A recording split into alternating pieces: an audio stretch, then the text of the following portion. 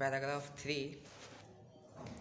I can only assure you that I enter this office in a spirit of prayerful humility and total dedication. मैं आपको केवल आश्वस्त कर सकता हूँ कि मैं इस ऑफिस में प्रवेश कर रहा हूँ प्रार्थना युक्त विनम्रता के साथ और पूर्ण समर्पण की भावना के साथ। I have just taken the oath of loyalty to the Constitution of India. मैंने अभी भारत के संविधान के प्रति निष्ठा की शपथ ली है। It is the Constitution of a comparatively new state. ये अपेक्षाकृत एक नए राष्ट्र का संविधान है। Which its free citizens have, जिसे इसके स्वतंत्र नागरिकों ने for the first time in history, इतिहास में पहली बार given to themselves, खुद को दिया है, अपने आप को दिया है।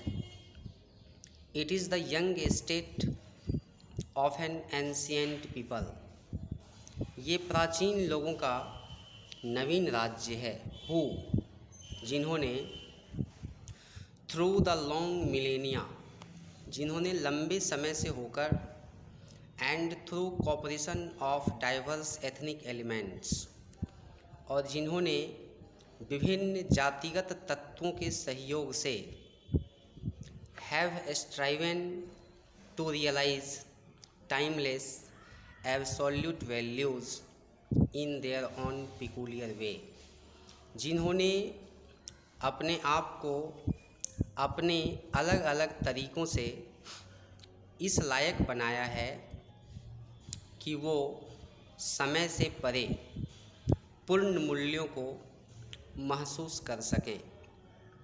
आई pledge myself to the service of those values, मैं उन मूल्यों की सेवा करने का वचन लेता हूँ। फॉर, क्योंकि for though some concrete realization of a value may become inadequate with the change of circumstance, कुछ मूल्यों का पूर्ण अनुभव समय के साथ अपर्याप्त हो सकता है, लेकिन the value remains eternally valid, लेकिन मूल्य हमेशा शाश्वत होते हैं, मान्य होते हैं। And presses for newer and fresher realisation, और हमेशा नए और ताज़े अनुभव के लिए दबाव डालते हैं। The past is not dead and static, हमारा पास्ट, हमारा अतीत मृत और स्थिर नहीं है।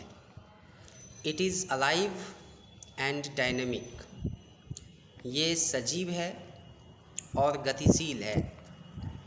एंड इज़ इन्वॉल्व्ड, और लगा हुआ है इन डिटरमाइनिंग, निश्चित करने में the quality of our present, हमारे वर्तमान की गुणवत्ता को निश्चित करने में। And the prospects of our future, और हमारे भविष्य की संभावनाओं को भी निश्चित करने में यह लगा हुआ है। अंतिम पंक्ति को एक बार फिर से देखेंगे। The past is not dead and static, हमारा अतीत मृत और स्थिर नहीं है। It is alive and dynamic, ये जिंदा है, सजीव है और गतिशील है।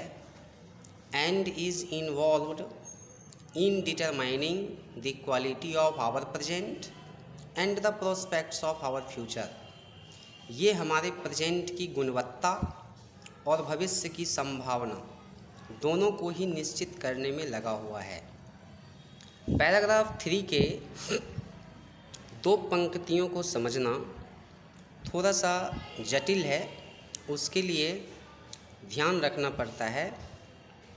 और वो पंक्ति मैं एक बार फिर से बता रहा हूँ।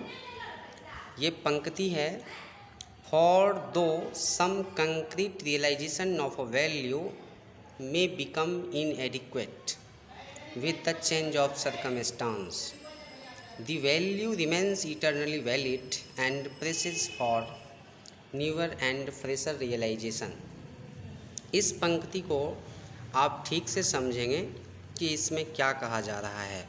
वीडियो के माध्यम से या ऑडियो के माध्यम से इसे पूरी तरह से समझाने में बहुत समय लग सकता है, फिर भी मैं कोशिश करूँगा कभी किसी क्लास में इस 2 लाइन को ठीक से समझाया जाए।